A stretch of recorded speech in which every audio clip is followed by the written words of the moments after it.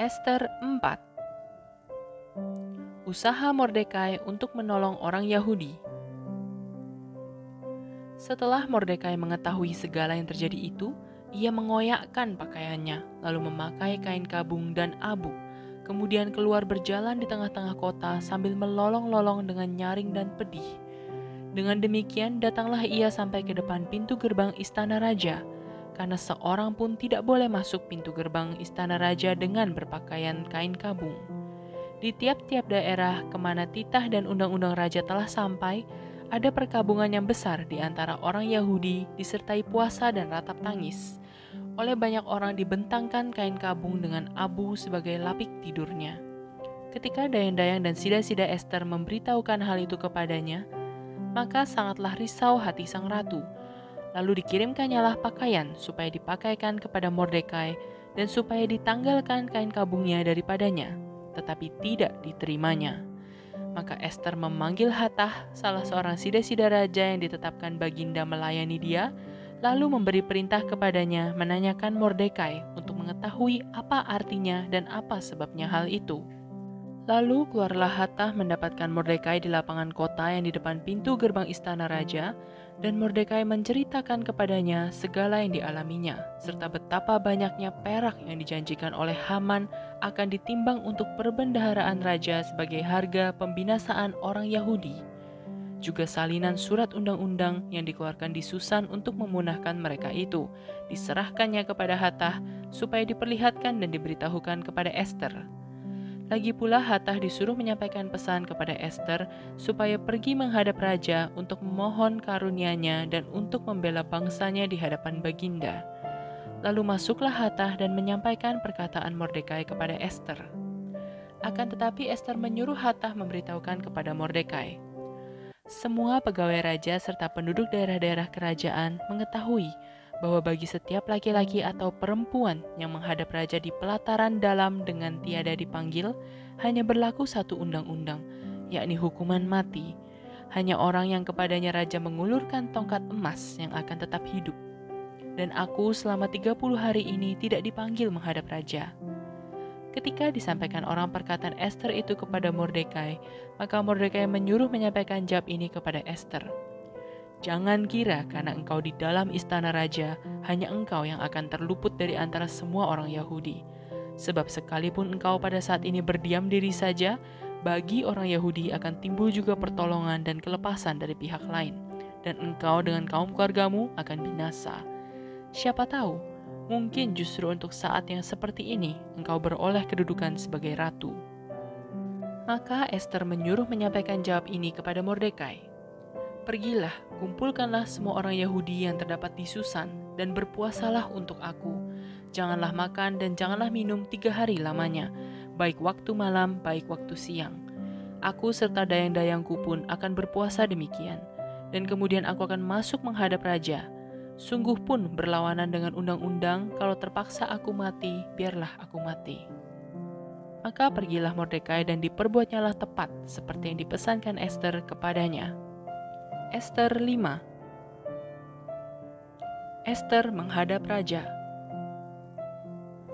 Pada hari yang ketiga, Ester mengenakan pakaian ratu, lalu berdirilah ia di pelataran dalam istana raja, tepat di depan istana raja.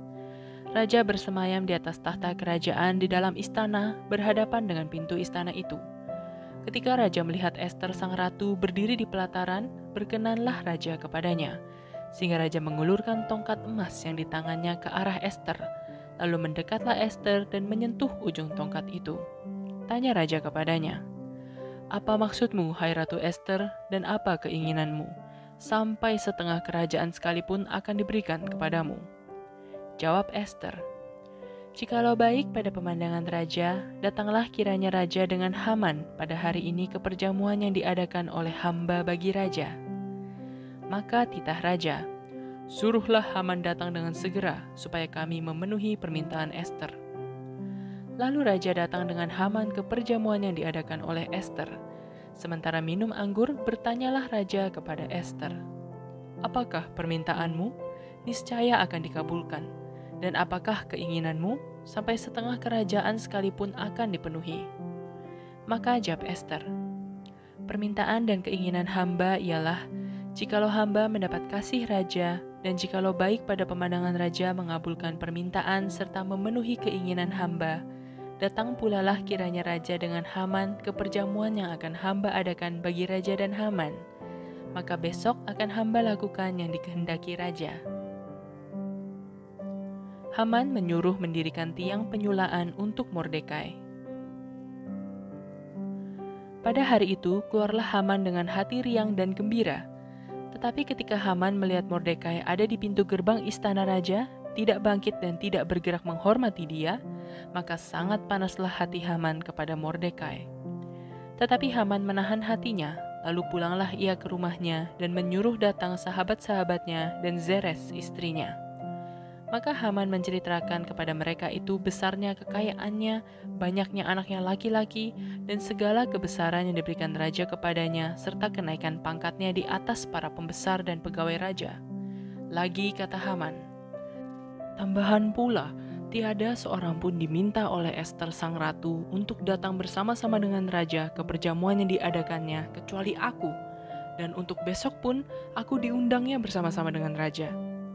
Akan tetapi, semuanya itu tidak berguna bagiku selama aku masih melihat si Mordekai si Yahudi itu duduk di pintu gerbang istana raja. Lalu kata Zeres istrinya dan semua sahabatnya kepadanya, suruhlah orang membuat tiang yang tingginya 50 hasta dan persembahkanlah besok pagi kepada raja, supaya Mordekai disulahkan orang pada tiang itu. Kemudian dapatlah engkau dengan bersuka cita pergi bersama-sama dengan raja ke perjamuan itu. Hal itu dipandang baik oleh Haman, lalu ia menyuruh membuat tiang itu. Ester 6. Mordekai dihormati. Pada malam itu juga, raja tidak dapat tidur. Maka bertitahlah Baginda membawa kitab pencatatan sejarah, lalu dibacakan di hadapan raja. Dan di situ didapati suatu catatan tentang Mordekai, yang pernah memberitahukan bahwa Bigtan dan Teresh, dua orang sida-sida raja yang termasuk golongan penjaga pintu, telah berikhtiar membunuh Raja Ahasiweros. Maka bertanyalah raja, kehormatan dan kebesaran apakah yang dianugerahkan kepada Mordekai oleh sebab perkara itu? Jawab para biduanda raja yang bertugas pada Baginda, kepadanya tidak dianugerahkan suatu apapun. Maka bertanyalah raja, siapakah itu yang ada di pelataran? Pada waktu itu, Haman baru datang di pelataran luar istana raja untuk memberitahukan kepada Baginda bahwa ia hendak menyulakan Mordekai pada tiang yang sudah didirikannya untuk dia. Lalu jawab para biduanda raja kepada Baginda, itulah Haman, ia berdiri di pelataran. Maka titah raja, suruhlah dia masuk. Setelah Haman masuk, bertanyalah raja kepadanya, apakah yang harus dilakukan kepada orang yang raja berkenan menghormatinya? Kata Haman dalam hatinya, kepada siapa lagi raja berkenan menganugerahkan kehormatan lebih dari kepadaku? Oleh karena itu jawab Haman kepada raja, mengenai orang yang raja berkenan menghormatinya, hendaklah diambil pakaian kerajaan yang biasa dipakai oleh raja sendiri, dan lagi kuda yang biasa dikendarai oleh raja sendiri dan yang diberi mahkota kerajaan di kepalanya. Dan hendaklah diserahkan pakaian dan kuda itu ke tangan seorang dari antara para pembesar raja, orang-orang bangsawan. Lalu hendaklah pakaian itu dikenakan kepada orang yang raja berkenan menghormatinya.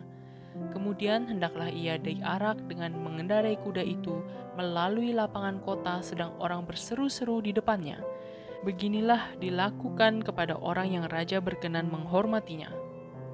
Maka titah raja kepada Haman, segera ambillah pakaian dan kuda itu, seperti yang kau katakan itu, dan lakukanlah demikian kepada Mordekai, orang Yahudi yang duduk di pintu gerbang istana. Sepatah kata pun jangan kau lalaikan daripada segala yang kau katakan itu.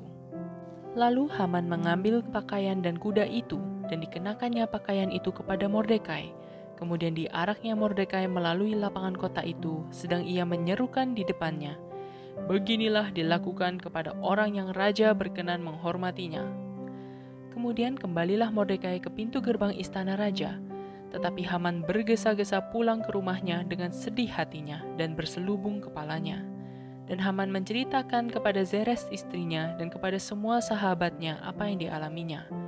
Maka kata para orang arif bijaksana dan Zeres istrinya kepadanya, "Jikalau Mordekai yang di depannya engkau sudah mulai jatuh adalah keturunan Yahudi, maka engkau tidak akan sanggup melawan dia. Malahan engkau akan jatuh benar-benar di depannya." Selagi mereka itu bercakap-cakap dengan dia, datanglah sida-sida raja lalu mengantarkan Haman dengan segera ke perjamuan yang diadakan oleh Ester.